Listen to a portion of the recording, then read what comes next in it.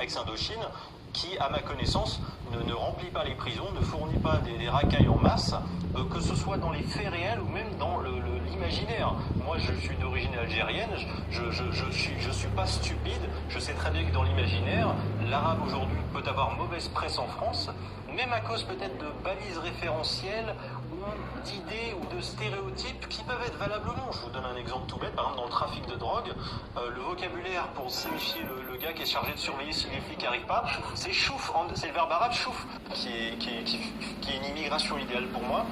C'est quelqu'un qui vient pas pour cracher sur l'histoire de France et critiquer les ancêtres des Français.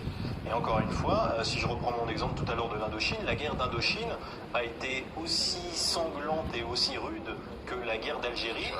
J'entends pas, moi, des Vietnamiens, Sud-Chinois, Laotiens, Cambodgiens, réclamer, enfin, pas parler sans cesse de repentance, réclamer des droits, des excuses, etc.